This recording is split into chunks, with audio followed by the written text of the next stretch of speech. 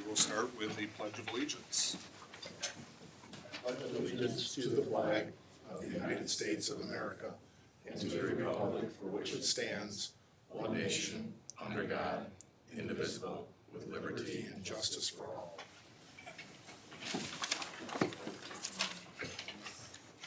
All right, as usual, we are going to start with our mega statement read by our student representatives.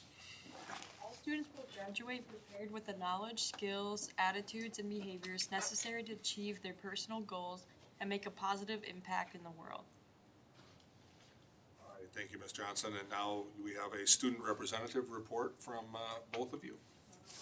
Good evening, board members and guests. We're excited to share what's been happening across the district this February.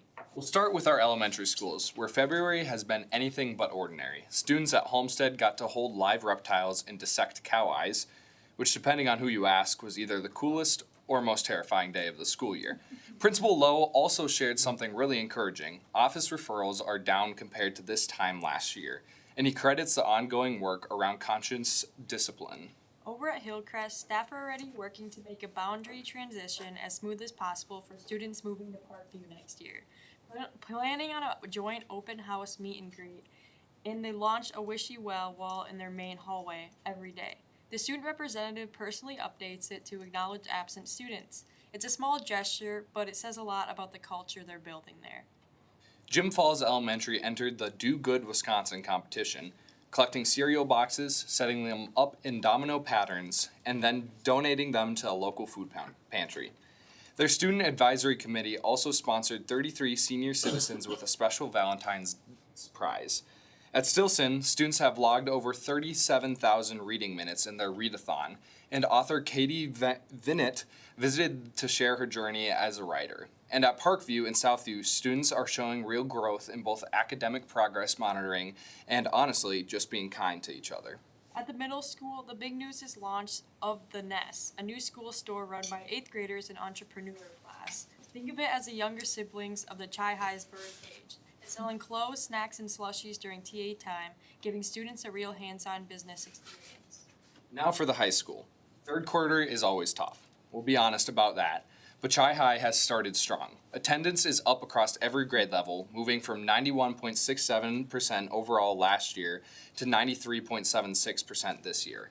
Freshmen, sophomores, juniors, and seniors all improved, and the stricter gold card expectations have played a big role in that.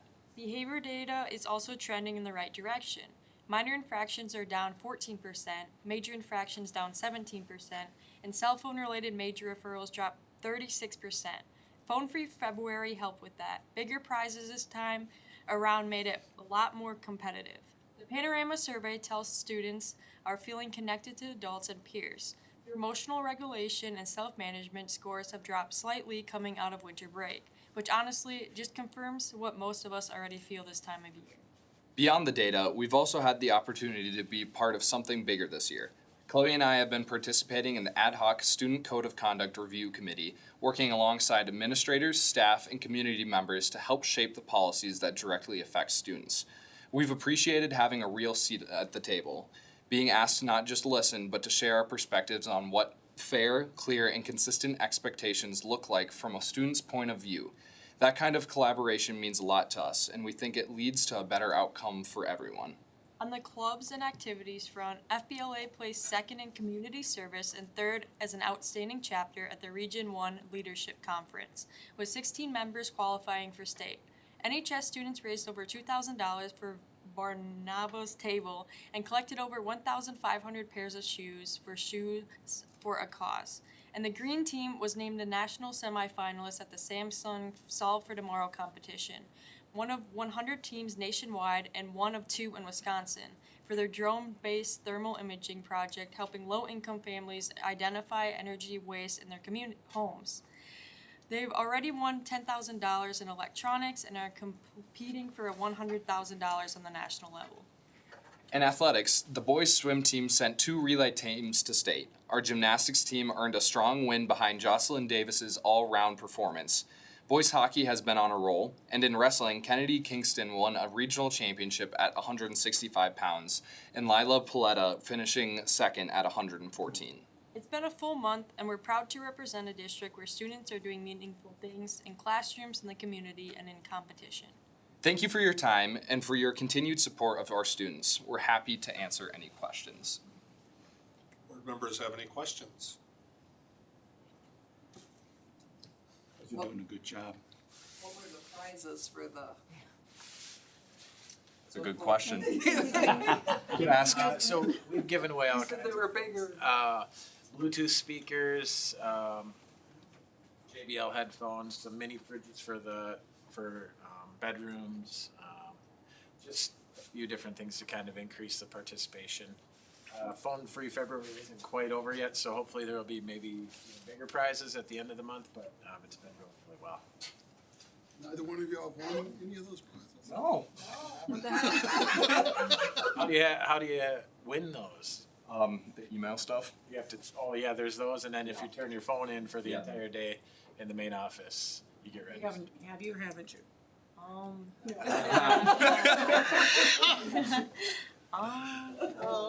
Must participate to win. Yes. I do in one of my classes. Okay. It is a requirement now, so.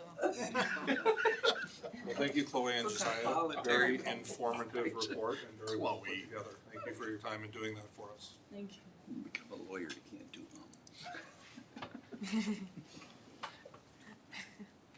All right, next is our welcome and guidelines for public comment. Is anyone signed up for public comment? No, they're not. Thank you, Ms. McMasters. Next is Showcase a School. 5.01 is Chippewa Valley High School, and Ms. Gansky is going to be presenting. Thank you. Hi, thank you for giving me the time to let you all know a little bit about CVHS. So for those that don't know me, my name is Jamie Gansky, and I am absolutely excited to let you know I'm both the principal as well as the mental health and resiliency coordinator for the district. But tonight I get to tell you some of the wonderful things going on at CVHS. So a little bit about our school. We have 3 main programs in our building. The first one is called the PASS program, and this is a credit-based pathway to graduation. So we do have the same 28 credit requirement as Chi-High, but we are also able to do a reduced credit pathway. We have another program called GAP, and that leads into what's called the GETO 2 program. With this, we partner with CVTC, and we are able to have our students take the 4 GED tests at CVTC. However, it is a more robust program than a GED, and so there are additional requirements to it. And because it is offered at an alternative high school, our students that go through this program are able to graduate with the same high school diploma as every other student. Our third program is called the Transition Program, and in that it's a program that uses our students' time to the best of what they need. And so it's a program where students are in there on multiple different pathways. We have some students that are on a credit-based pathway that may be waiting to go into the PASS program once a semester starts.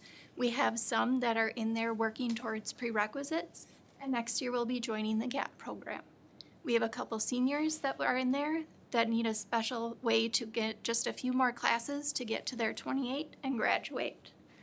So again, it's a very useful way to find individual pathways to graduation for our students. One of the things that makes our building special is that we're also able to offer what's called a JAG program. This stands for Jobs for America's Graduates. And this is what I'd like to spend tonight showcasing because I think it is an amazing opportunity for our students. With our JAG program, Grace Glore is our teacher for it. Unfortunately, she's not able to be here tonight, but I still want to take the time to recognize how amazing she is for our students. She is someone that builds connections with the community. She looks at student interests for jobs, and goes out and finds either employment for opportunities. She builds connections where she takes them into the community each month, and they are able to do tours of jobs. So some examples, We had students that went and toured the Professional Hair Design Academy. We've had students that went to Myron Construction and spent an entire day doing hands-on activities and construction work. They have gone to the airport behind the scenes. They have gone to Mayo Clinic and did different stations learning hands-on different jobs at Mayo Clinic. She also brings in guest speakers each month so that they're able to learn about other business opportunities. She looks for job openings when students are looking to apply for jobs and make sure that they have the skills needed. She also set up a Big JAG event this year where students were able to do mock interviews. I could go on and on about the amazing opportunities that she provides for our students through this program. She also is an amazing human that has that special way of connecting with our students, and she makes them feel safe and valued, and she teaches them that they are worth graduating, they're worth finding jobs, and they're worth life. She is so special and provides such an amazing experience to our students, and we are very grateful for that. Because Grace is not here tonight, we do have Sarah Jo from the JAG program to give you a little bit of information about what JAG is. Sarah? So, yep, just second best here. That's what that was. No, I'm just kidding. So the Jobs for America's Graduates program, JAG, is a nonprofit program. We're in 41 states across the nation and including in our Virgin Islands. It's been around for 42 years. We've been in the Chippewa Valley High School. I believe this is our 4th year, 5th year, somewhere around there. That I'm not positive, Okay. to be honest. So JAG offers a curriculum. First off, JAG is designed to help students that are at risk of not graduating high school, graduate high school, and become successful in our career. So how we gauge success is 1 year post-graduation. And the cool thing about our program is that we're able to serve students 1 year after high school graduation. So as resources need to be moved to the next students, you kind of close a lot of resources to our graduating students. So we're able to serve them for 1 year after high school graduation. And how we gauge program success is that they're doing something full-time. So this could be work, school, a combination of 2 part-time jobs, combination of work and school together, or active military service. And also that they're earning a household sustaining wage. So everyone's household is a little different, right? If you have a dependent or if you're living with a partner, or if it's just you. So a household sustaining wage, which ultimately means that they're not on public assistance. So that's how we gauge like our program success in our programs. We're in 14 districts around the state. We have a whole curriculum of 87 competencies that we teach students from freshman year until that 1 year post high school. And things could include everything from time management, how to control like anxiety issues. We call it adulting 101, like doing your laundry, like basic skills like that, to more job readiness skills of coming to on time, figure out your transportation, figure out any barriers. So our model serves about 25 to 35 in each of our buildings, an alternative model. And all those students are TANF eligible. So we receive our money through Department of Children and Families.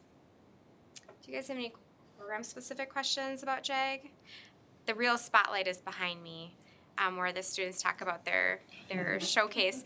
So we do a lot of different showcases. We are in the governor's budget, and so these students are amazing at sharing their stories. One of the biggest things that we have, that if you're able to get up and you're able to advocate for yourself and share your story, is a huge part.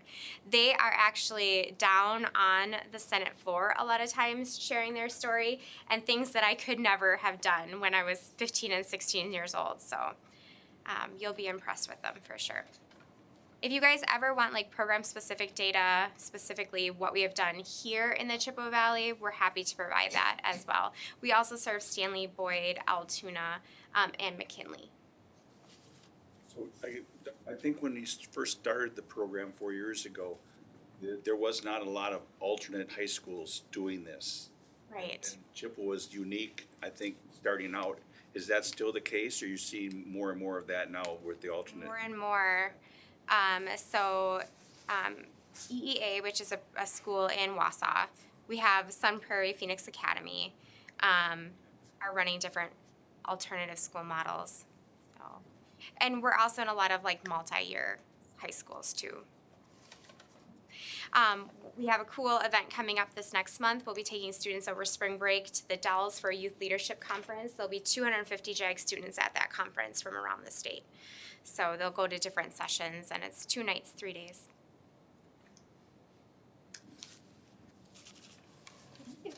Obviously, we're very grateful for our partnership. So Sarah, even not knowing she was going to be presenting to all of you tonight, being willing to step up, come here is very much appreciated. So thank you.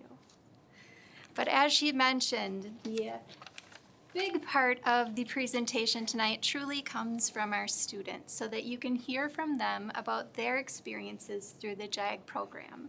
The 2 students that are here tonight have both presented their speeches at the JAG Spotlight event in Stanley Boyd already. They are also going to be attending the youth conference in the Dells in March, and they are both going to be going to Utah for the NCDC conference as well. So they are very good at expressing all of the amazing things that they have been able to accomplish and learn through JAG. Also, just to brag, by the way, CVHS is also doing phone-free Februaries, which is only on Fridays, and Isaiah here has stepped up and asked if he can turn his phone in every single day for the month of February. So just a little bragging point. But this is Isaiah Kinney, one of our seniors at CVHS. Hello, and thank you for letting us attend to share a story about how JAG has impacted us and why it is such an amazing program. My name is Isaiah Kinney, and I'm a senior at Chippewa Valley High School, the alternative school in Chippewa Falls. I joined JAG last year shortly after students came back from the national conference in Indianapolis. I was super interested in any program that could offer me the chance to travel across the country to states I've never visited before. I've never had the opportunity to participate in significant school trips like this, and I had to figure out a way to be a part of that opportunity this year, my senior year. I look forward to possibly attending and competing in this year's event in Salt Lake City, Utah. As a member of JAG, I also was able to take advantage of career exploration opportunities like CBTC's Career Tour Days, which have shown me the options that are available through our local community college. Another activity I enjoyed was the Myron Construction Field Day, where we had the chance to try out hand-on activities in different trades. JAG also paid for a CPR first aid certification that me and my classmates were able to take advantage of last June. This training was helpful as it was the first step toward a possible career in emergency services. Since that time, I've gone on a second CVTC career tour, and I've been swayed toward their business management program as I become more and more interested in entrepreneurship. And through the time and the experience I have had with JAG, I now have a better foundation of what I need to do in order to reach my future goals, my career goals without JAG. I would not have this foundation and would not be prepared for graduation in just a few short months. I feel better prepared for my future because of the time I spent with JAG and my career specialist, and feel confident about my first year after graduation, knowing I have support for if times get tough. I'd like to thank you for supporting JAG so students like me can continue to have access to this important kind of education and career preparation. Thanks again for coming today and for your investment in JAG Wisconsin. Next up, Braden Gibbons.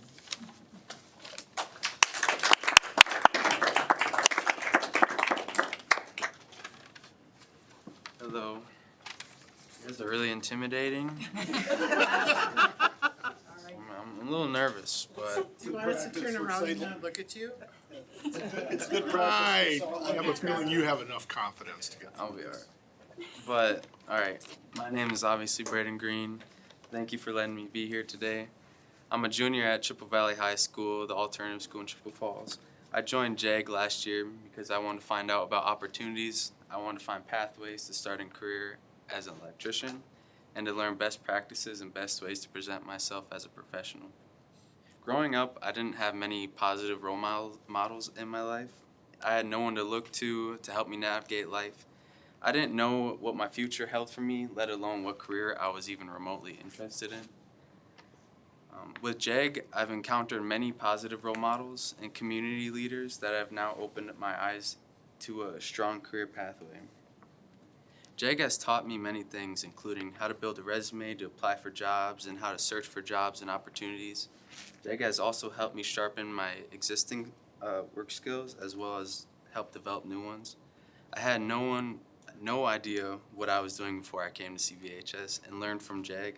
Something that stands out from my time in JAG so far are all the field trips we've been able to go on.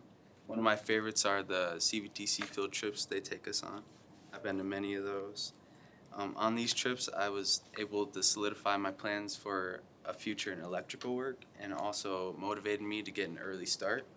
Because of my participation in JAG, I've been introduced to youth apprenticeships as well as dual credit opportunities like CVTC academies, which I hope to be starting next fall. This means I'll be earning college credits while I'm still in high school, and also it's free because the district will be paying for those classes. Because of JAG, I now have the opportunity to become an electrician after I graduate from high school with college credits. I feel like everybody needs this education, and unfortunately, I feel like it's lacking like a lot across the country.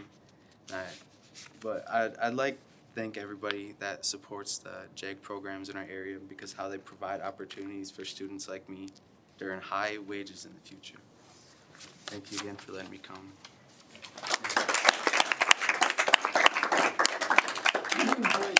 Braden, don't sit down yet, and Isaiah, please. Wow. What I want to tell you is, you and I haven't met either one of you before. I've seen you when I've been in CVHS, but I've never had the opportunity to meet you. My questions start with this one. Right? Prior to going to CVHS and into the JAG program, did you ever envision yourself being in front of a school board and able to talk to them about the future in this manner? Nah. How does it feel? Braden wasn't real sure he was gonna do it before he got here. My face is a little red. I mean, I'm really nervous. I hated school before this, but now I'm like really into this stuff, and I'm so happy to be here and just do all this stuff. It's cool. And I get to go to all these places, these fancy places, and speak. And I love it. What about you, Isaiah? Yeah, I don't like school that much either, but I do like Utah and the Ducks, so yeah, it's pretty cool. You know, the things that you're learning, I greatly appreciate it, you know, that you were able to express yourself like you did.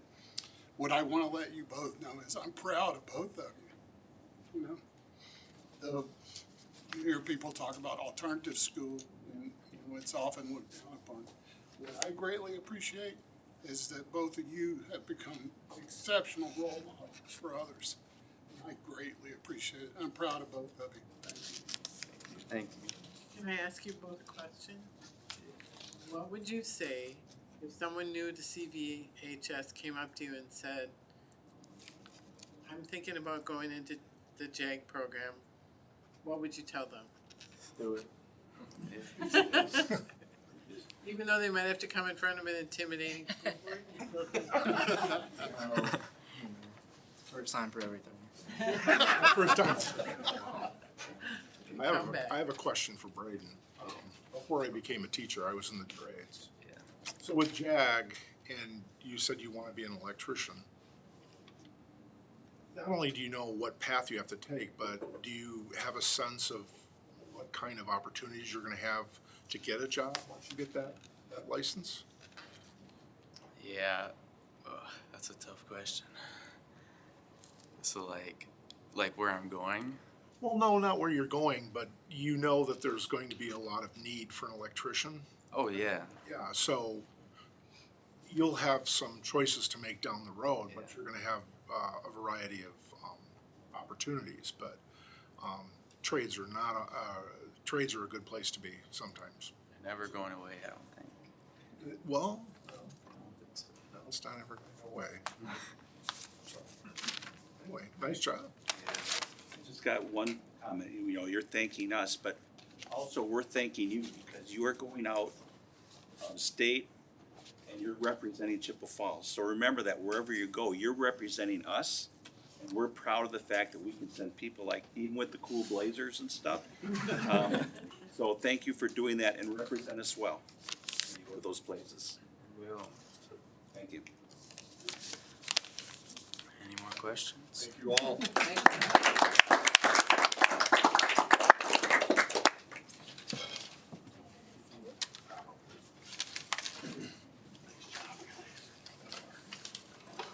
Give you guys a chance to sneak out if you want. You don't have to sit here and watch the entire boring school meeting.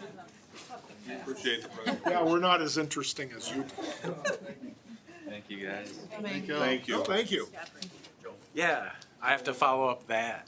Well, do you want to go to Utah too? I do like Utah, yeah. 5.02, keeping our schools safe. Yes. Yes, thank you guys for having me this evening. Joe Nelson, Dean of Students at the high school. I was asked to kind of come in and give a little bit of an update on some of the things we've been doing school level and district level over the past few months related to school safety and increasing our capabilities and making our awareness and community involvement a little bit more comprehensive. I added the sensitive content thing up there, not because there's a bunch of gory stuff or it's super, inappropriate. It's just, it's stuff that not everybody enjoys talking about, but it's stuff that we have to talk about to, before it's too late, and then we're forced to talk about it. So over the past couple of months, I've had a chance to work with a couple agents from the U.S. Secret Service, the National Threat Assessment Center, which was established in the late 90s to pretty much provide school safety threat assessment resources and assistance throughout the entire nation to anybody who is in need, free of charge. So a couple of those agents came to Lake Hallie a couple months ago, and we walked through some of this data that you'll see. Part of this presentation I presented to teachers and staff in January too, to just kind of give them a little bit of an update of how things are going as we pass the halfway point of high school. And this kind of connects to going into where we see some of these threats that we have to work with. So the positives, 95 to 98, probably 99% of our students have settled into the pace of high school. Most have found their connections with adults and peers, and most understand the expectations and what it takes to be successful in high school. And once they find out that really all they have to do is show up and get through the day, it really is that easy, and things go pretty good. Some of the negatives that we'll always notice, a few have found their nemesis, the grievance. That is highlighted on purpose. A few have lost connections and become isolated. Those are the kids that we want to kind of keep an eye out for and hear more about. A few have outside factors that are beyond ours or their control, and we see them daily, but we do everything we can to work with them. And then very few have responded to this adversity in a harmful or dangerous way. And those are the kids that kind of show up on our radar as we go through some of this. The U.S. Secret Service reviewed 67 averted plots of school violence, targeted school violence. That means those 67 plots were imminent. There was something that intervened within a matter of a day or hours that prevented this attack from happening. And these targeted violence incidents refer to violence that is premeditated and directed at a specific individual, group, or location, and when that attacker selects the target prior to carrying out that violent act. It is something that they intentionally identify who or what they're going to attack, rather than randomly or impulsively just out of the blue just saying this is going to happen. So that's important to know that usually there isn't another criminal act that precedes this.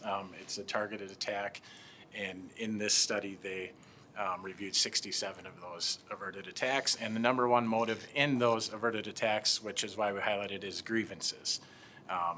So this is where, you know, we hear so much about schools not doing anything about bullying or what can we do about bullying. Their mindset for these students was they were grieved by somebody. They had a grievance against a peer related to bullying. You can see 14 of the 67, or 21%, were related directly to bullying. Staff for some of it, romantic and other issues, but the number one motive was grievance, and then the rest are kind of spread out pretty evenly below. So when we look at talking about kids finding their nemesis or who they feel is constantly picking or targeting or that kind of thing, that doesn't necessarily mean they're a threat to school safety or they're a threat to the other student. I will continue to communicate to our students and our staff and our board that our school and schools in general are some of the safest places our students can be. data will tell you that. In fact, they probably have a little higher risk coming to and from school in their own vehicles than they do in school. But in 94% of all these cases, which is why it's important that we continue to do the work that we do, the plotters shared their intentions about carrying out the attack. And that's where the threat assessment comes in, where making the connections, checking the social media, doing every single thing we can to make sure that we don't miss anything prior to having to go through and investigate the aftermath. But so what is really important is 94 out of 100 times they are telling somebody something. And you can see there 70% of the time about it's a friend, classmate, peer. And a lot of times that's just overheard. We've had specific incidents at the high school where a conversation is just overheard by students, and they report it to us, and it ends up, could be nothing, but it's better to be nothing and know about it than be something and not know about it. So you can see almost 90% of when they're discovered are by a peer or an adult, and then unknown would be probably like a anonymous report or some tip like that. So the goal in all of this is to become aware of it before it becomes imminent, and that's where we continue to increase our capabilities at a school level and at a district level. What we do in our district, with the understanding of completing school threat assessments and to be in compliance with state grant requirements, we perform comprehensive behavioral threat assessments on cases where a targeted attack or a threat of a targeted attack is mentioned, or we have to investigate a little bit more.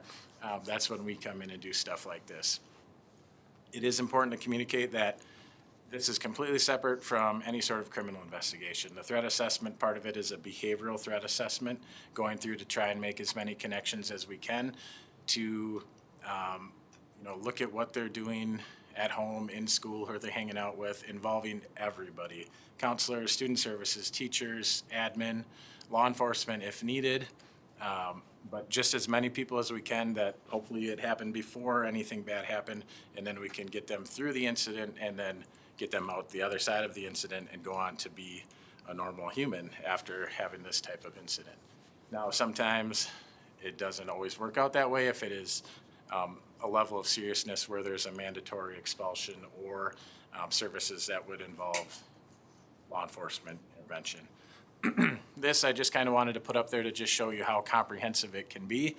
On the left side there is the behavioral threat assessment provided to Wisconsin schools free of charge that we utilize from the Wisconsin Department of Justice Office of School Safety. It looks a little bit like intimidating when you see it, but really it is actually, it's come a long way over the past 8-9 years to get to a point where we have a flow chart like this. And online, all those are clickable links. So everything that's colored, it takes you right to where you need to be, and you answer yes or no questions, and you document it to a point where you determine whether this is just a student venting or if they actually pose a threat. It's the howlers versus the growlers type thing. And so on the right was kind of just how many people we have to look at in a situation when we have an individual of concern, because what you'll learn here in a couple minutes is all those provide flags to what we could be looking at as far as an actual true threat. I think it's good to mention also, Joe, on that Yeah. slide, that we now have behavioral threat assessment and management teams in every single building in the district. They all went through trainings this past fall. Yes.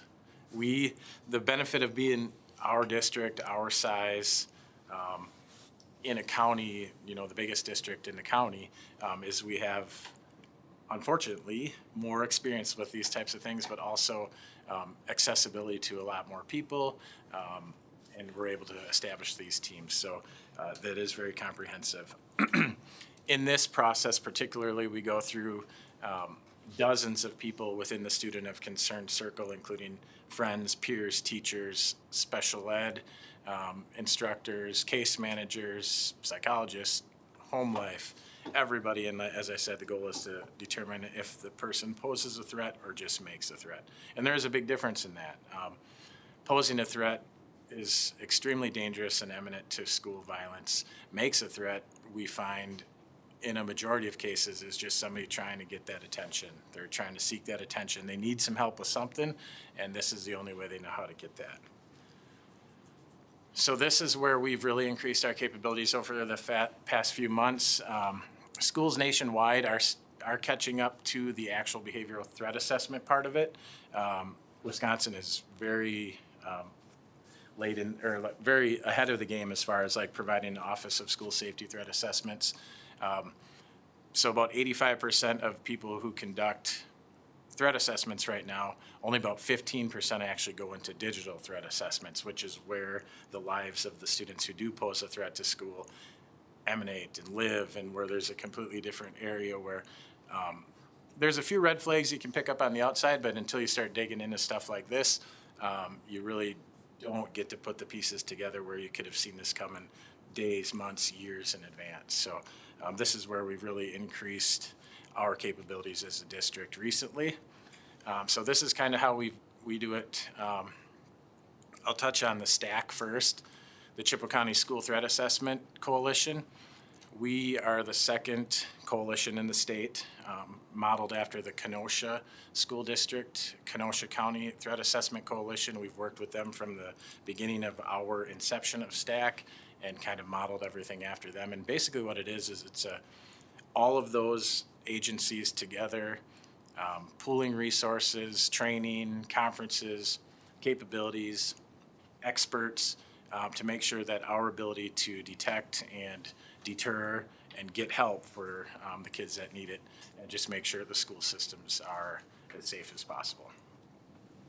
Back in January, I had the opportunity through STAC, this Threat Assessment Coalition, they funded a trip for me to Beaverton, Oregon, to the first annual International Summit on Threat Assessment for K-12 schools. I did attach a link to this bulletin so you can just see the immense amount of training and resources we were able to get in a couple days, including advanced digital threat assessment. People who invented threat assessment, Dr. Dewey Cornell, who has basically been in this realm for decades on the psychological side of it, working with kids who have these types of thoughts, and parents of people who were tragically killed in Sandy Hook and Parkland, who started these foundations.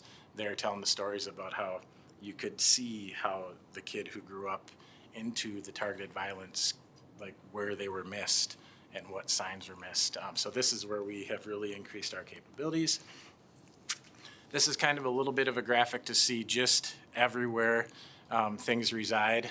There is some really, really dark parts of these social media, and that's where a lot of the kids and young adults get sucked into, where they start to plan and talk about these things. And I mean, there's just dedicated entire pages of just people wanting to grab these vulnerable kids and pull them in from elementary all the way to high school, just get their hooks in them and make them feel heard, and then convince them.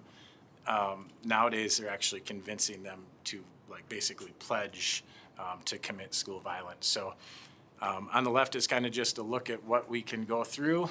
In the middle is just what all exists out there. And then on the right, since I prepared this PowerPoint, I was able to, on my own time and own budget, completed the Certified Social Media Intelligence Expert. So I now am certified in that with credentials and passed the exam.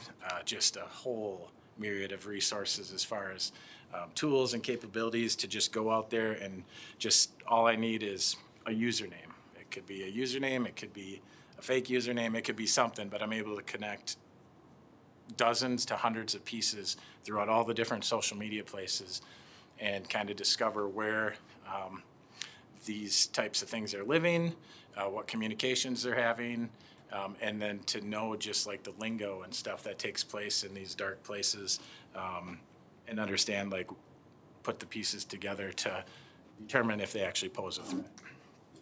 Lastly, this is the why I do what we do. This is the most recent, again, this is pretty sensitive. This is the most recent, basically biography of the Canadian school shooter here last week or a couple weeks ago. if I were to go through and write down a checklist of what would be red flag 101 for a potential school threat, this would check every single box. This was straight off the news website that documented this most recent Canadian school shooter. All these things are 100%, doesn't mean they're gonna commit targeted school violence, but when you start seeing all these things put together, and then you go out and find a couple other things, and then you see that they have access to weapons, and you start talking to more people, all these things would have been known, all these things could have been known prior to the act of violence been committed. Had somebody been, more fluent in finding some of these things, or maybe it would have been reported to the right person.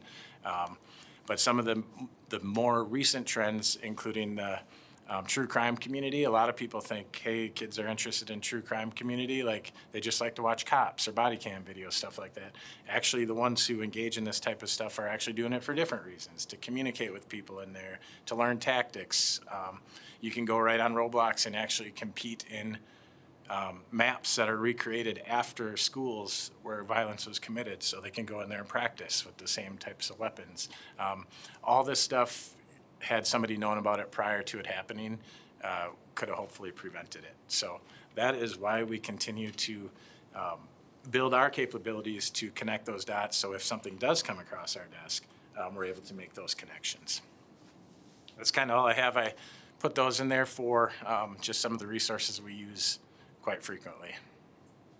And before the board asks questions, I would like to compliment Mr. Nelson on the work that he's done in this particular area, particularly since the summer he and I went to D-Town training together in Madison.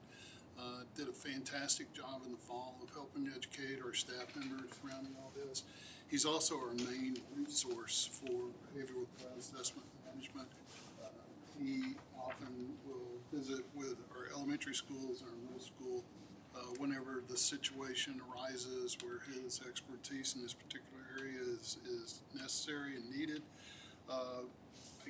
Again, I compliment you on getting that certification where each digital media is concerned. I just want to thank you for those things that you've done in regard to making our high school and our middle school and our elementary schools safer places to be. I really appreciate those efforts. Absolutely. We can't prevent them all, but we have to be prepared and increase our own capabilities. So thank you. Board members have any additional questions? Yeah. So, I'm just trying to get a little bit better picture of this, but if SUSO gets some type of tip, or do they do the assessment, or do they just pass it on? They pass it on to us, Okay, for so the they most don't- part. We have, SUSO has been outstanding, and it's another one that we continue to advocate for just continued funding for. We had a situation a couple of years ago where multiple schools received the same threat. It ended up being one of our students, I think. But SUSO came in, and they were able to get the subpoenas going from all they actually did the investigation work out of Madison because it was that level of threat. So they're more than just, So they have analysts, they have, Department of Justice. so they actually were able to subpoena, Charter Communications and Verizon and get that started before we even were able to get into it. So yeah, SUSO is phenomenal.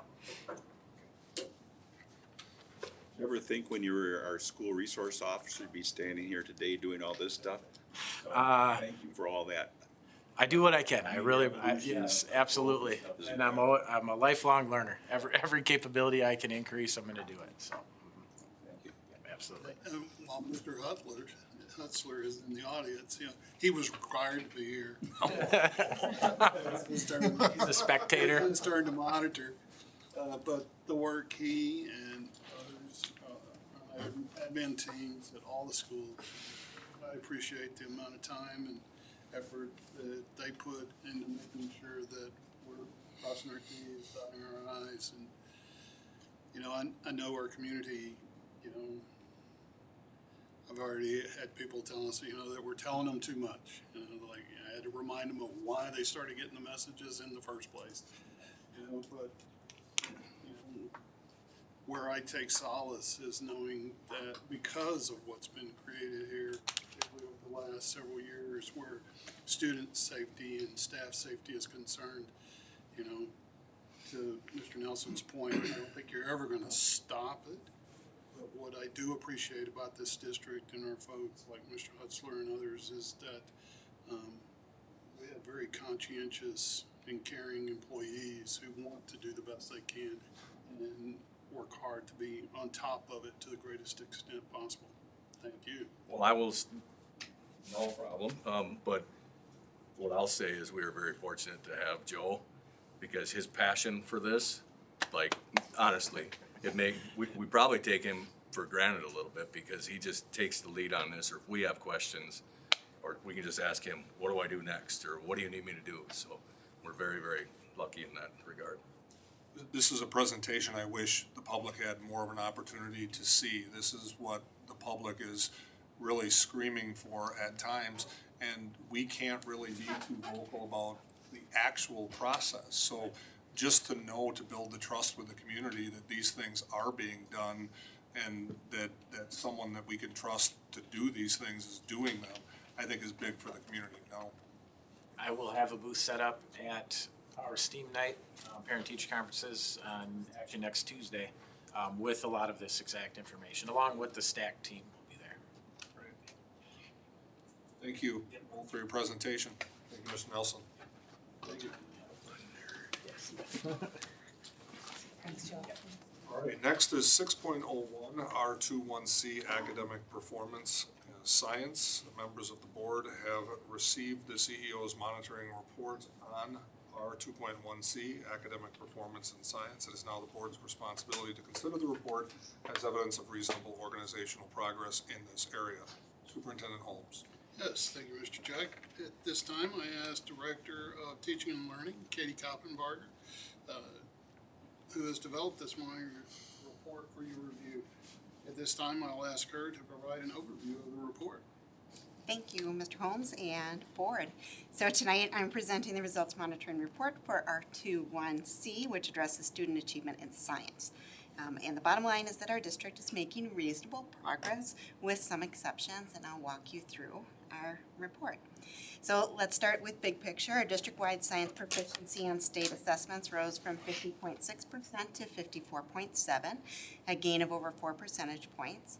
At the same time, the state average actually declined to 50.1%, so we're outpacing the state, and that's a trend we're proud of and would like to continue.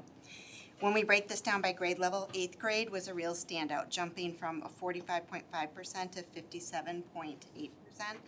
Our juniors on the ACT also improved, moving from 37.8 to 40.6. And this is notable because last year's juniors were the first class to take the ACT after we shifted to a modeling-based science curriculum. So we feel encouraged by that trajectory. However, there are areas that we did not see the gains we had hoped for. So 4th grade proficiency dipped from 56.1% to 51.3%.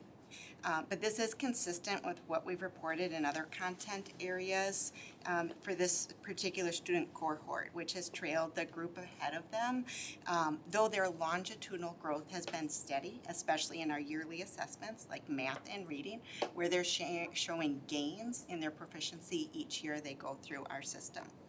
At the high school level, 9th and 10th grade pre-ACT scores also declined, and we're monitoring and watching for improvement in that area. Subgroup performance, an encouraging part of this report, is improvement that was reflected across all demographic groups, so there is no subgroup that's getting left behind with our improvements. Students with disabilities moved from 16.8% to 17.4% proficient, and economically disadvantaged students improved from 34.8 to 37.1. Non-white students gained nearly 3 points, going from 38.5 to 41.3. While these numbers are still below where we want them to be, the direction is going in the right direction. Our district standards-based assessments, this is our internal measure. For our district-wide proficiency on standards-based assessments improved from 87.9 to 89%, which exceeds that 80% benchmark.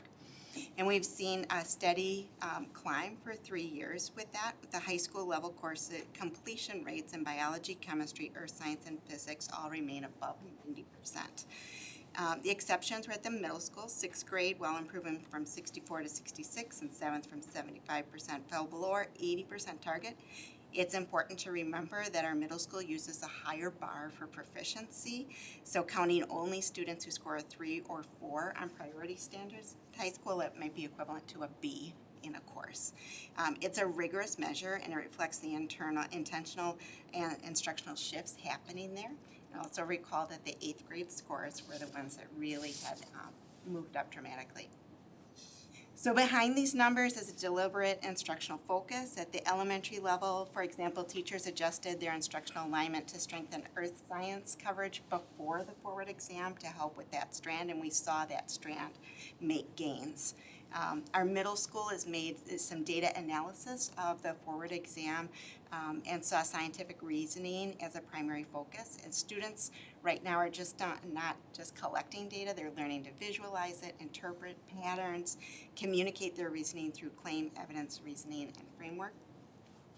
At the high school, we're seeing the benefits of the shift to the student-led inquiry-based scientific thinking and taking ownership of their learning. And this approach directly supports our portrait of a graduate work as well, developing problem solvers and effective communicators.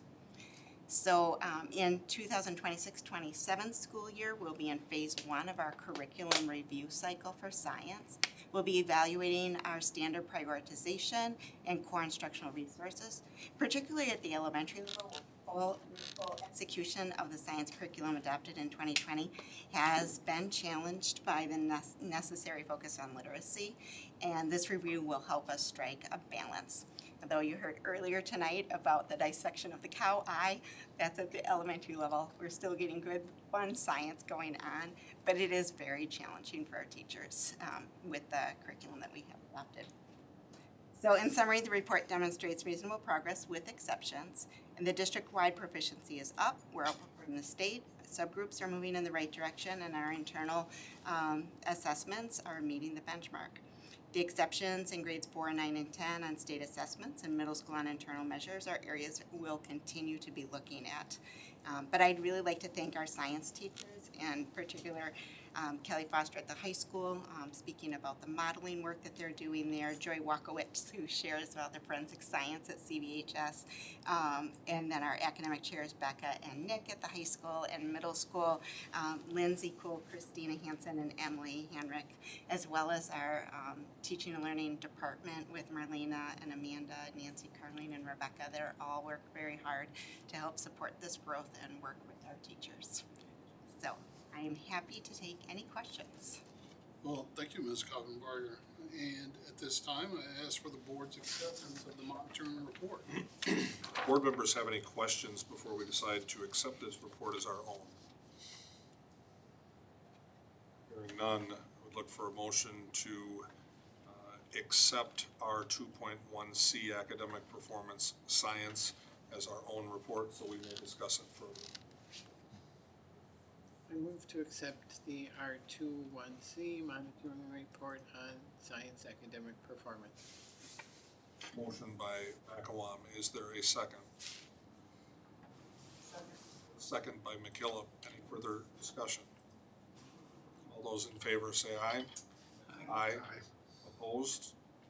Motion carries. Our 2.1C academic performance in science is now ours to discuss and ask questions and determine, using our results policy motion language, whether the district has made reasonable progress or not. Board members have any questions, in particular for Ms. Coppenberger? Yeah, I've got some.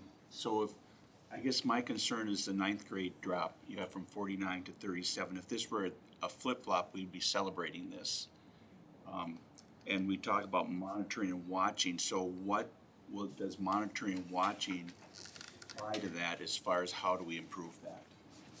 Part of that is looking at the congruence between the pre-ACT and the ACT and the types of questions that are asked on those. So one of the things the high school is doing as a whole, and Dave's here, they've been working on using a program called Methodize, which helps them get used to the pre-ACT questions and then the ACT questions and the way that it's assessed. We think that has something to do with it between an 8th grade forward and a pre-ACT, and the types of questions that are asked in that. So we're doing more standards analysis and looking at the results and looking sooner rather than waiting until that just assessment to see on a similar type assessment how are students doing and can we identify the gaps earlier. You think this is a cohort thing again, where you have a class that, or do you think there's any catch-up that will happen going forward with that group? You know, I know that our 8th grade had a really big jump. And that would have been kids that were, this year will be taking the pre-ACT in 9th grade. So I'll be interested to see if that translates. I think it will, but again, the blueprint for those tests are slightly different. In our analysis of it, I think it has more to do with the differences in the tests. But we're also looking at our course alignment and sequences at the high school to see what courses are they taking as a freshman and what are they getting exposed to that prepares them. So in alignment with that state assessment. And then we have to consider, is doing well on that one single assessment enough to change a course sequence? Or is it something that just becomes part of what we understand and we look at other ways to monitor student growth and learning experiences rather than chasing a test score? So I think that honestly has to be part of the discussion. And one of the things when I've had discussions with our academic chairs, and this goes through with social studies and with science in particular that don't have a test every year always, how do we know that what we're doing is being successful?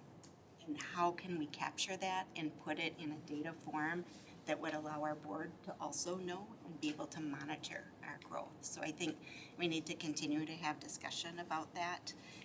So if we put a lot of weight on the test that occurs on that one day, in addition to our grades and our classes, is there something else we could also be looking at that would indicate that our program is successful?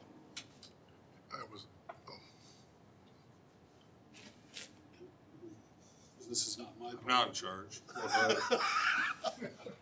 All right, well, that's the first time I've heard you explain it that way. One of the things that, based on your question, which I think was an absolutely great question, would be possibly to ask the teaching and learning department to check with other school districts and see if they're seeing similar results in their settings to find out if they're seeing that particular gap or those sort of results at those grade levels. Might be a place to start, and it might help us do exactly to assess those things, you know, that you were talking about. I think that's where I would start. Because, you know, that was an exceptionally good question, and I liked your response. It's one for me where I think, yeah, probably need to look at it. We always do look at against the state, and we've looked at against Big Rivers Conference, we've looked against our CSA, and our school maintains its, where it places in there isn't as big a gap, so I think other districts see that movement as well, but we can always do better. Have you noticed, I mean, it looks like the biggest thing is like 9th grade and 4th grade. Have you noticed that that's the same in science and other academics as well? Well, I can pull that out because I have my little charts here. I wondered about that. 4th grade I know was for sure. I know our biggest gap in between each of our assessments was with our students with disabilities. That was across the board there as well. And I'll pull up and I can tell you specifically. And that was actually one of my wonders, is there a desire to have like a cumulative with all of the academic reports in one place to make it a little bit The easier? reason I ask is just looking at this as 9th and 4th and trying to be one of these statistical guys looking at this, where does that fit in with COVID? Because you're saying that they're relatively similar across the state, that it's not just our fourth grade. So where were they? And this was a transition group. They're in ninth grade now. They were just in what, fifth grade, sixth grade? Huge transition for them, trying to adjust. They lost out on an entire year. And then the other kids in fourth grade were in what, kindergarten? Be real interesting to find out, you know, how certain groups were affected, because I can imagine if you're in second, third grade, kind of in the middle, you're already settled in, so that year or two probably didn't set you back as much as a transition year would. So across the board, from 8th grade to 9th grade, there was decreases both last year and this year. So again, when we've looked at it, it really is, it's a forward exam versus a pre-ACT. And kind of some of that work, I think, is a big part of that. And that is true for the rest of the state, but I'll get more specific to it. I have a question. Sequencing is always hard. Over the years, I know we've always chased sequencing, right, based on tests that we know are coming to our students. But the problem is, and I just wanted to ask this question, is the pre-ACT, the folks that make that, they don't have a sequence in mind. They just ask questions that come to them. So I am with you. I caution on just one number. I think that sometimes more of a composite looking like score for those students might be a better way. But how much? I guess I just answered my own question. But I was just going to ask how much do you think sequence plays a role in all of this? You know, we've been looking at trying to get our data systems to work a little bit better for us to actually even see like which quarters they're taking it and the date of the assessment. So if they're taking, you know, the first and the fourth quarter, how did they do on the assessment versus somebody who took their sciences first and second? And so that is one of the things that will help us make some of those. And since next year is our phase 1 for science, we'll really be digging into that to make those decisions. But I also think there's room to look at other indicators of success. For example, how many students are electing to take elective science courses that aren't required of them. Wouldn't that tell us that we were successful, that they feel confident and to be able to move forward, just like advanced social studies classes? Potentially, we could be looking at who's pursuing a science major, even if that's just their intention after when they're seniors, when we ask them. Within each of these assessments, there's depth of knowledge questions that reflect a deeper thinking. Are we improving in that particular strand, even if the overall isn't going up? I think there are other ways that we can look at things, but since next year is our year 1, and science and social studies, we're the first 2 to go through our curriculum phases system that was new to the district 7 years ago, 6 years ago. So they'll be going back. The state is not doing a big change in science and social studies standards, so we'll be able to dig into some of the more details within this. Yeah, the other issue that I've always seen is that each class has its own personality. Can I say that some classes are more interested in science and math than other classes? So if we could do something that is over a longer period of time, I think would probably be a better conduit understanding. So there are a lot of science standards that don't show up on a written test that we're doing very well. Save that thought, because that may give us something to talk about. Discussion potential indicator revision. Board members have any additional questions? And otherwise, I would look for a motion using our results policy motion language. I would make a motion that the district has made reasonable progress with noted exceptions on the monitoring report R21C Science Academic Performance. Motion by McEwan, is there a second? Second. Second by Jasper, any further discussion? All those in favor say aye. Aye. Opposed? Motion carries. The board finds that the district has made reasonable progress with noted exceptions in our 2.1C academic performance in science. Thank you, Ms. Stoppenberger. Now on to the discussion about the indicators. Board members now's the time if you have suggestions or questions or comments about any indicator revisions.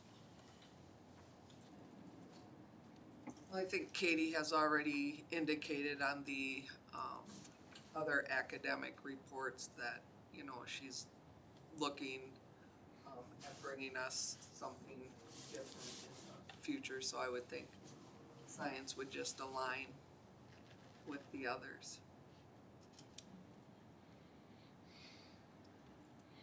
It still goes back to, you know, the balance. You know, is learning happening or are we learning to a test? And so that's what, I don't know how we can measure the two, because so the only indicators we can do is how they take their test or whatever tests they're taking, but we don't know how much learning is happening. It's hard to measure those two things. Sometimes it gets a little frustrating because, you know, we look at the numbers, we celebrate the numbers, or we question the numbers, but we don't know how this impacts the actual learning that's happening too, or what are we teaching too. So I don't know if there's ever gonna be an indicator for that. I do want to commend Katie on the work that she's been doing. She's been working with my borough and others in regard to how she collects data and what those data spreadsheets look like. I've been greatly impressed by what she's shown me during the course of some of our conversations. And even though I'm outgoing, and Katie hasn't yet completed her first year, what I am optimistic about is that Katie may have found a way to better answer a lot of the questions that y'all been asking here. You know, it's one for me where, stay tuned. She's got things in the works that I think will benefit the district greatly, and not just science, but in all the subject areas, you know, and how teaching and learning monitors those things. So I'm very optimistic. I'm just going to say that we're not in a position to do the data dives that you do, because I think they'll probably reveal more about what policy changes we need. So I'm looking forward for you to, you know, bring some of those to us. I think that's probably where those changes are gonna come from. And I think a large part of it is going to be talking to our teachers in the curriculum review cycle. If we're successful, what does it look like? How are we going to measure it? And how are we going to hold ourselves accountable for making improvements and knowing specifically what we're looking for? So if there are recommendations of that superintendent's interpretation, I would like it to come from that process that involves our teachers and student voice as well. And if that could be part of that process, then I think we can bring more robust reports that offer additional, I don't know, more dynamic maybe. Ms. Koppenberger, do you have any questions for us or anything we can answer in terms of what we might be looking for? I don't think so. I think maybe just that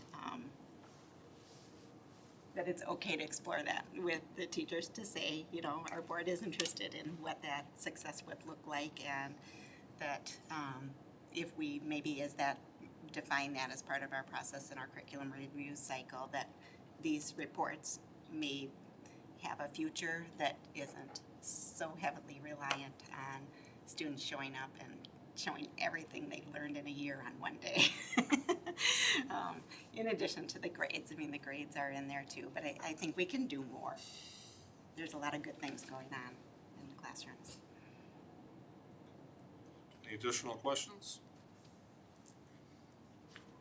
All right. Again, thank you for your report. Next is our board's consent agenda, 7.01. Would any board member request for separate consideration the removal of any consent agenda item? Hearing none, I would look for a motion to approve the board's consent agenda as presented.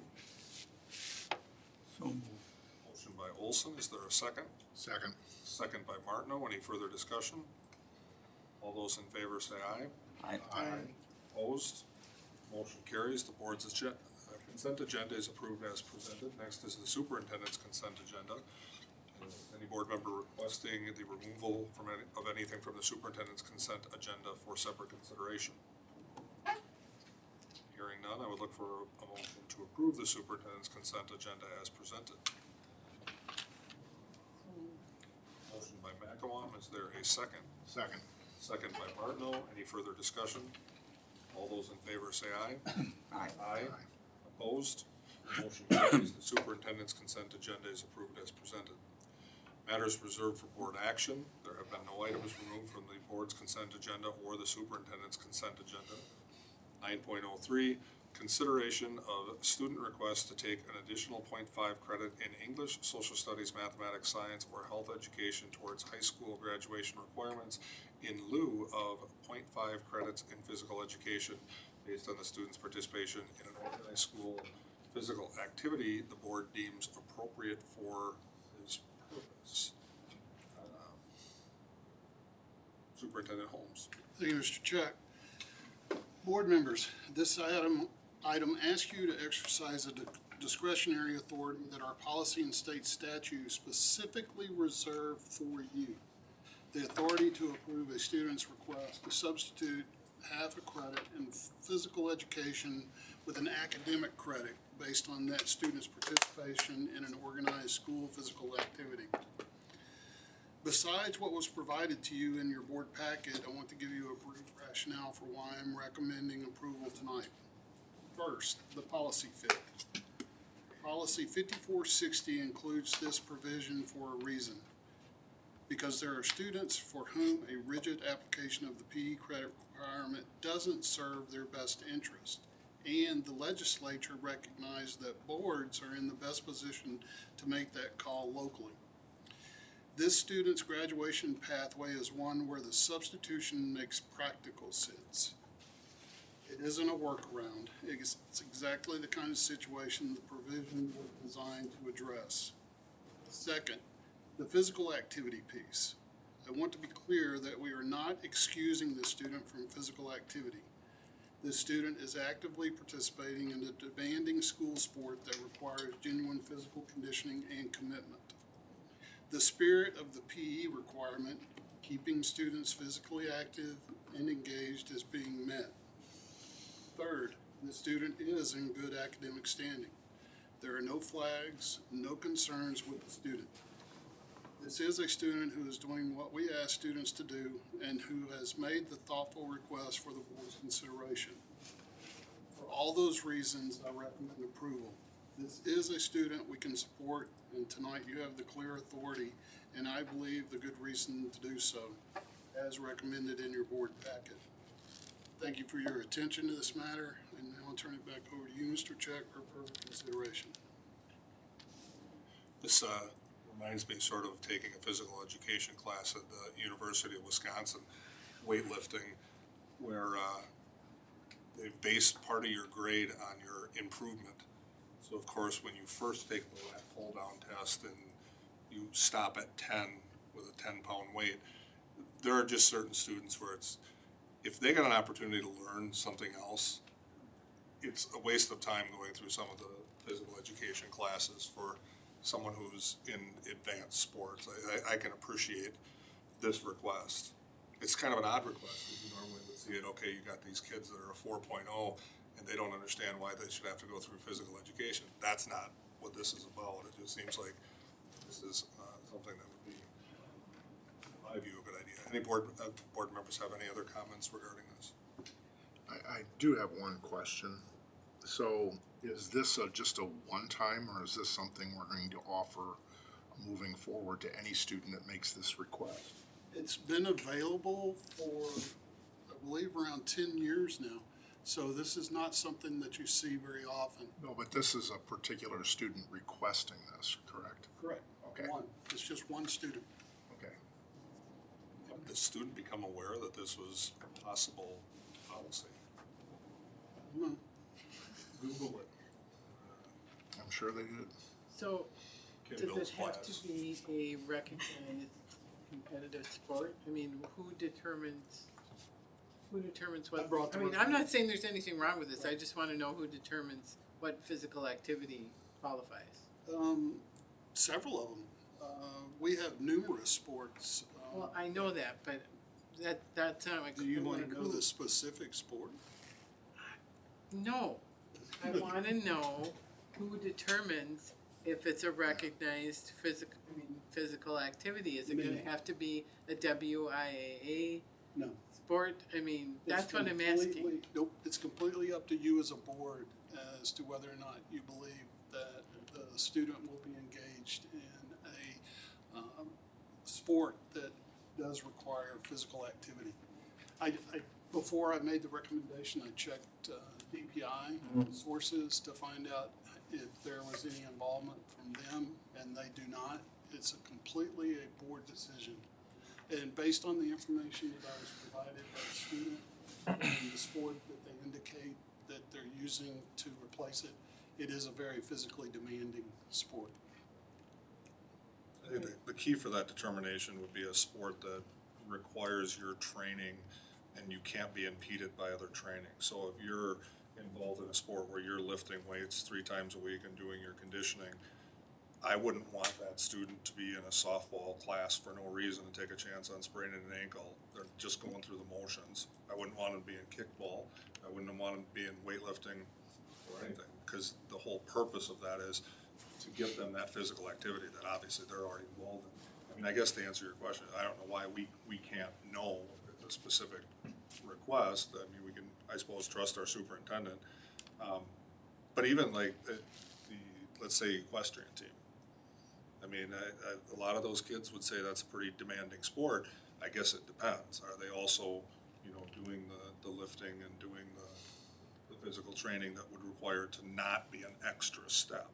If you understand what I mean there. Well, I do, but I mean, if you've ever horse. They would say that is, 4 right? hours a day is, Right. I And would that- probably be able to walk after doing Right, it. and they could potentially make that argument. So why should they go through softball and be, I'm You know, not any opposed sport. to this, I No, just wanted to know who is. Right. I make the Yeah. determination because ultimately it comes through me. And one of the things that I would tell you is I had to think long and hard about this, you know, because it's not one where, to your point, I don't want to open floodgates in this regard. I had to weigh, like I explained in there, the 3 areas that I looked at most deeply, you know, I had to make sure that I was confident that making this recommendation to the board was in the best interest of the student and in the best interest of the district. You know, this is Well, we're one. making them take an academic class, and I mean, I don't know. it is a weird. The only concern I have, and the reason I asked the question, I'm certainly for a student doing this. So that's not where I'm going with this. I think I'm with Sharon on this. But if this opens the floodgates, as you say, then staffing becomes, right? More interesting. Oh, yeah, more interesting would probably be a nice way of putting it. So, but I don't have a problem with the student doing that. It sounds like they've made a sound request. I will even take it a step further in terms of thinking, all right, we're already a state where we created all these options for students and their families.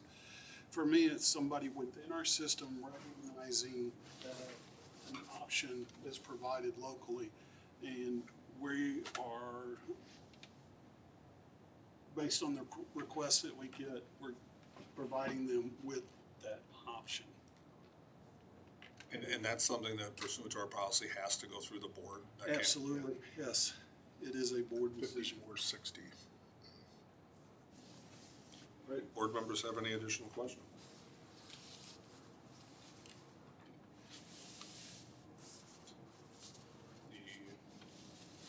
The recommended action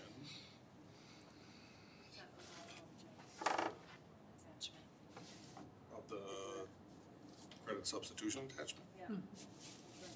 Recommended board motion is to make a motion to move to approve the student's request to substitute 0.5 credits in physical education with 0.5 credits in English, social studies, mathematics, science, or health education towards high school graduation requirements based on the student's participation in an organized school physical activity as permitted under board policy 5460 and Wisconsin statute section 118.33. Would any board member like to make such a motion? I make a motion to accept the superintendent's recommendation. Motion by Martineau, is there a second?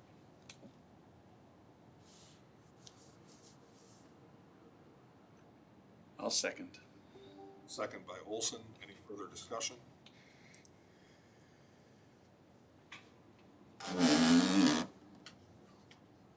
Just shut down. Are you still able to do what you need to do? Mr. Olson, too. All right. But the language you used is exactly what was recommended, correct?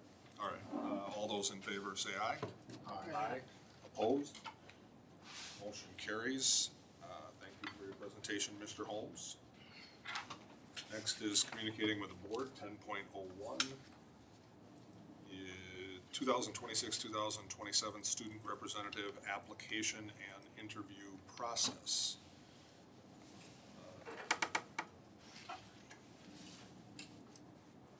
Looks like I'm the one presenting it. Just But for as you your- can see, what's that? It's just for your awareness. Information. Application window, February 23rd, March 13th. Interview dates to be determined, interview committees to be determined. Last year, interviews were held on May 14th and scheduled between 4 and 7:30. The interview committee chose to interview all 7 applicants. Question? Well, not so much a question as a comment, and I would look to Ms. Jasper and Ms. McKillop. This might be an opportunity to let the board know that the policy committee did review policy today that we'll be bringing to you in March, but to let you know that one of the recommendations coming out of the policy committee is to allow for the board to pick also a junior and a senior. We talked about this at the last meeting. I think Oh, you, that I I think would you hear? might have been. Oh, okay, good. One less thing. So this is informational only where we're at here. Nothing needs to be done at this point in time. Board members have any questions about any of this?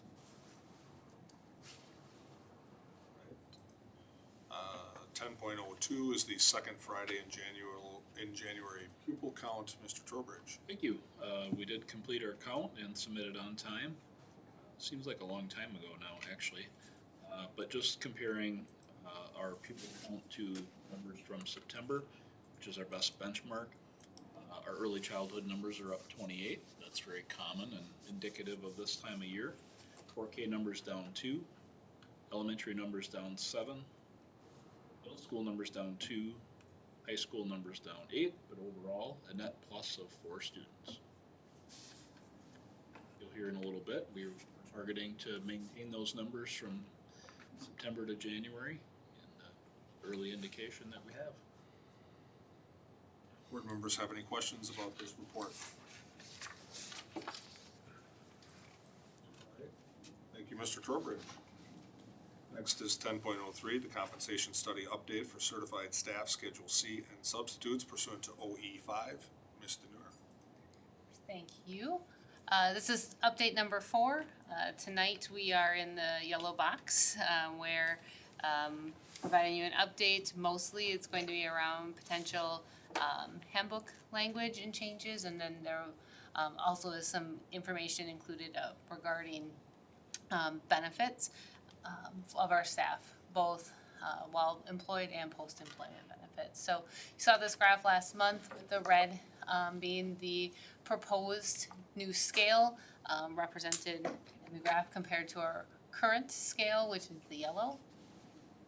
You can see that the total increase, again, still remains at just over $1.6 million if we are implementing the new process that was approved last spring.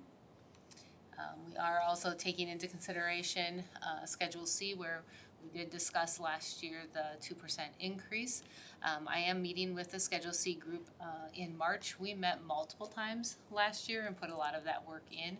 So we're gonna meet in March, look through our comparisons and see where everything has fallen now with the new certified scale proposal that's been brought forward. And so any updates that need to be shared with you, I will share at the March meeting after meeting with them. Substitute teacher costs, we talked last time, would increase by about $200,000 based on the last averages over the last 4 years. So this is our overall initial cost, so again, a little bit different and more inclusive than maybe it has been in the past, but wanted to just be upfront and transparent about all the impacts that certified staff study does have. So when we talk about compensation, it's more than just the take-home compensation, there's the total comp package. And so I selected for our people who are hired after 2019, I selected what our proposed new base salary is, which is the $50,090, so that you can see the total comp package for somebody, the least amount that somebody would make who's post 2009. Total comp would be, if they're in a family plan, 87,000, and then if they're in a single plan, it'd be about 75,000. When we look at our pre-2009 hires, they have a different employment contribution set up, and so the majority of our people, and I think this was asked maybe a time or two ago, but we have about 80 certified staff still left in our pre-2009 hire, with our youngest employee in that group being 41 and our oldest employee in that group being 64. Because of the years of service in our district, the majority of people are at or above the 70,169 mark. And so you can see again what their total compensation package would be if that were their annual contracted salary.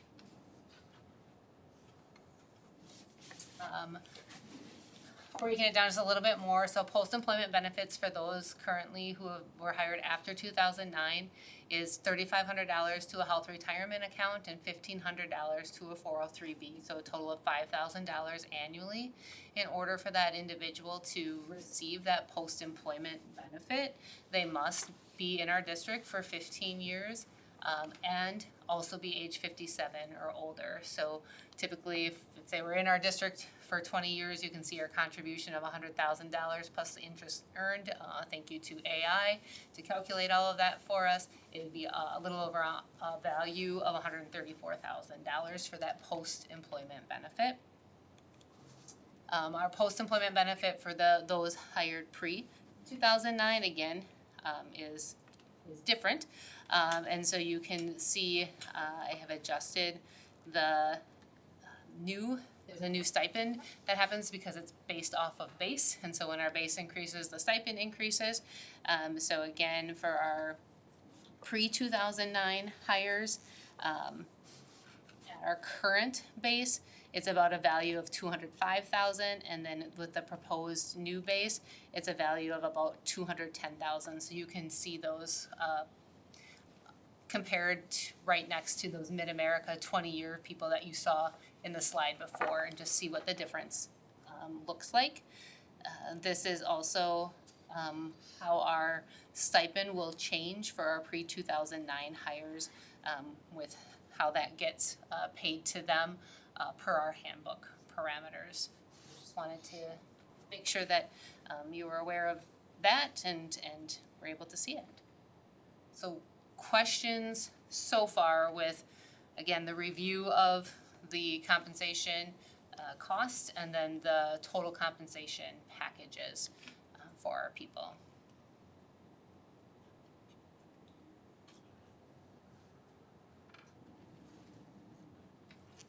I don't have a question, I just commend you, your staff, and all the people who've been involved in the committees or group that you've met with, because I know this is a lot of work and a lot of things to take into consideration. Thank you. I will pass that along to the team. I appreciate that. Other piece that I shared that I would update you on tonight is potential handbook changes. Those will come to you in June. It's really big on my screen here, so I'll look up here. So just some references of pages, and these are more of, I guess this first one is more of a technical. We want to change the wording. Instead of currently it says 5 days for absences, and we want to call it 5 absences because not everybody is a full-time employee, and so sometimes people can miss work for multiple days, but it's not counted as a day because they only maybe work 4 hours. So we feel like changing the word days to absences makes it more encompassing of needing to be at work during your scheduled time as opposed to leveraging the word days to work in the employee's favor when they're absent excessively. The performance improvement plan from the stages of discipline, I do want to move that out of the stages of discipline because it does not match our policy, and make sure that the performance improvement plan can be seen and viewed as a support to help our staff improve so that they can be the best for our kids and not only solely a part of discipline. I will have to update the annual increase for certified staff compensation from every 3 years to an annual, because now they're in the new process where it will be an annual update. The page 68 talks about the master's degree stipend and for how we will be rolling in potentially to our new compensation scale.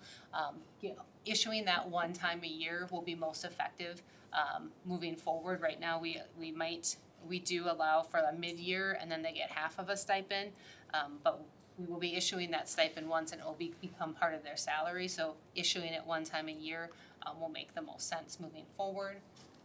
I have a lot of work to do and some EE definitions of summary year and supporting year teachers and how that connects now to an annual increase and not the 3-year rotation. So you'll see some changes there.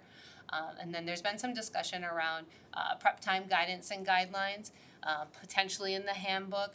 Our last conversation last week, 2 weeks ago, was more around, is that more of a job description guideline as opposed to a handbook, just because there's various job descriptions and it may be better in a job description than a handbook update. So those are kind of some of the bigger things that have been talked about. Again, there will be some technical changes, but I'll make sure that you see those in advance of the June meeting. Questions with handbook changes or updates? Or I should say potential changes? Did you say that the performance improvement plan was now more of a, viewed as more of assisting the employee, or? Yes, and I think that is. We call ours employee support plan. Yeah. That's what we call Yeah, ours. and that has been, it shows up in a couple different places in our handbook. In one, it looks more like a support plan, but the same terminology is also used in the progressive discipline area. Yeah. And so I think it gives a conflicting message about what an employee support or improvement plan means. And again, with our policy not referencing a performance improvement plan as part of progressive discipline, I feel it's best to create its own area and explain the importance of it. I agree. Board members, any additional questions? Thank you for your presentation, Ms. Denard. Thank you. Next is our 2025-2026 mid-year scorecard progress report. We'll start with Superintendent Holmes. Thank you, Mr. Chuck. I'm pleased to report that across all 4 pillars of our strategic scorecard, the district is making solid mid-year progress. In student success, our buildings are actively using student success dashboard data to drive action plans and monitor student growth. Staff have also embraced our Portrait of a Graduate framework, focusing each month on one of 5 graduate attributes, from continuous learning to engaged citizenship, creating a shared language for student development district-wide. In caring culture, we are on track to complete all strategic actions by year end.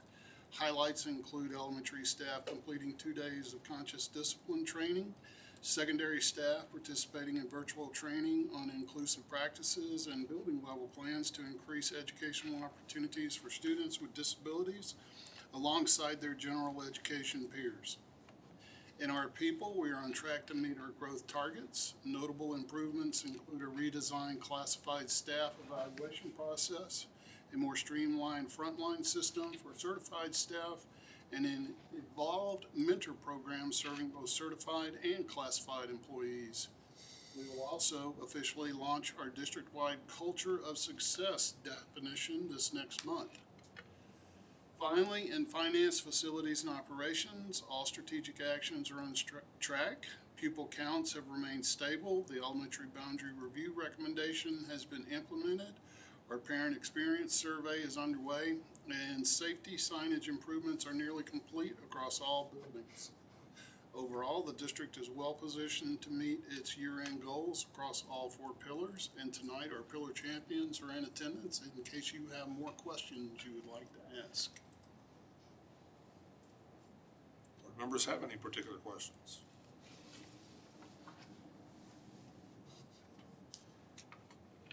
Okay, hearing none, thank you for your presentation, Mr. Holmes, and thank you, pillar leaders, for being here ready to answer questions if needed.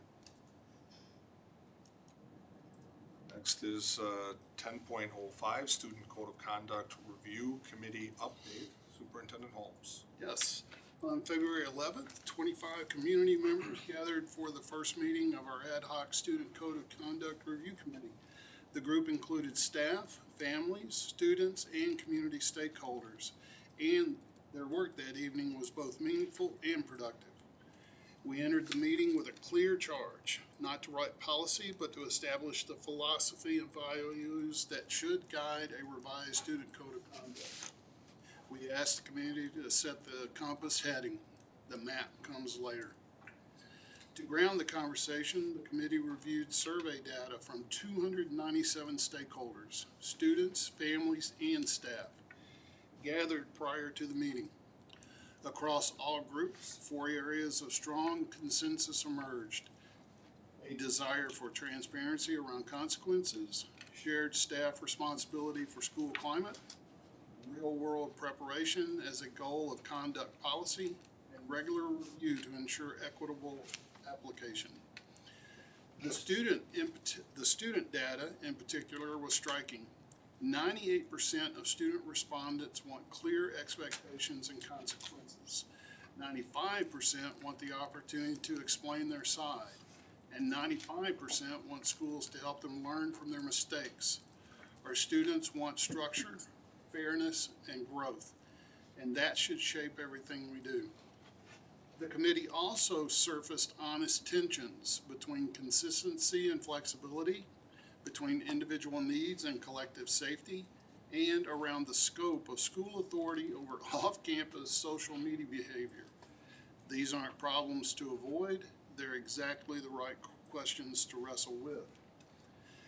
The facilitating team will synthesize the evening's work into a draft set of core principles, develop sample policy language, and return to the full committee on April 15th. Final recommendations will come to the board in May. This is a community-driven work at its best, and Chris and I are proud of the foundation that's been built. I also need to commend Josiah and Chloe for the work that they did in garnering the amount of student insights that we received. They gave us really, really quality information to provide to the committee, and it was greatly appreciated. Ms. Jasper and Ms. McKillop are board representatives, and do y'all have anything else to add? Good evening. Yeah. Discussions. Board members have any additional questions for either our board representatives or Mr. Holmes?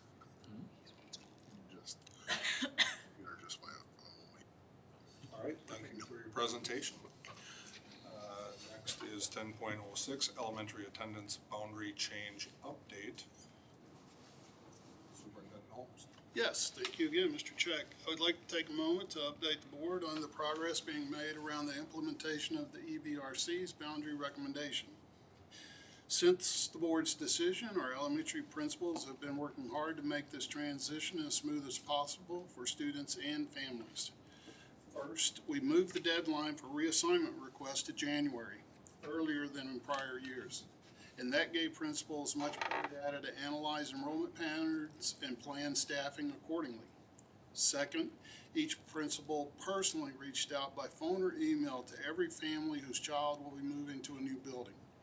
That personal touch was intentional, and I want to recognize our principals for taking the time to make those individual connections. It is greatly appreciated. Third, principals met together to finalize staffing based on the class size targets the EBRC established. 18 to 22 students in kindergarten through second grade and 22 to 27 students in grades 3 through 5. This was a core commitment of the recommendation, and I'm pleased to report we're honoring it. Finally, principals are meeting in March to plan welcome open houses for families who are new to their buildings. The written update in your packet provides additional detail Overall implementation is on track, and I'm proud of the work our building leaders are doing to make this a positive experience to the greatest extent possible for our stakeholders. Board members have any questions regarding this report? Thank you, Mr. Holmes, for your presentation. Next is 10.07, discussion of board activities. On January 29th, there was the all-staff holiday and years of service recognition gathering. Peggy and Sherry were there. Either way you want to tell us about it? It was nicely attended. Just, it's so cool to see so many people that have given so much time and so much heart to their job. I received pictures. Steve did not attend. Steve did not attend, even though It's his in the mail daughter room. was recognized, I'm just saying. 25 years. You've only had like 3 of those, right? It's just another little milestone of you're getting old when your daughter's been employed for 25 years. Well, she graduated, what, out of elementary school? Homestead, as a matter of fact. Thanks for sharing. See, we have She set me up on that one. we have a pattern emerging here with the February 18th Homestead Learning Walk. Again, Peggy and Sherry. I thought I was Starting to be going like to a be Kathy the only Strucker one, and thing. I was gonna be able to give her a hard time. Missing Homestead. Yeah. She would never. No. She would cancel a trip to. Yes. But I had to finish lifeguarding. That's what first. That's why I thought it was scheduled at 12:15, so you could get there from lifeguarding. Well, I think we know what Sherry would say about it. So what was your thought about it? It was a lot of fun. It was science, so it was hands-on. Well, the kids were, owl pellets. Yeah. Yep. Digging the bones out. Electronics. Yes. Yep. I didn't hammer you with a random Iguanas question were that was well not represented. evenly divisible. Okay. We could Still holding on to that, aren't you? Never challenge a fifth grader. Well, that was a legitimate question. Kiwanis, yeah, actually, that's a good point. We had about 5 Kiwanis members. Very nice. It was heavily attended, yeah. There was a lot of, And I have to, while I was able to stay, our kids were fantastic. Staff, kids were really, really great. And the reason I say that is because, one of the things that, there were a couple of individuals in that group, that often are talking about how, forgive me for saying this, how bad things are in schools. And what I was so appreciative of was that they got to see that at a school more often than not, our kids are wonderful, that they're learning great things, that they're highly engaged, that they're extremely curious, that our staff provide them with the things that they need in order to learn well. I would look to Josiah and Chloe to confirm those things for me. I mean, as student representatives, when you walk into our schools, and you get to look back on your years, what does it look like to you? Am I saying something incorrect, you think?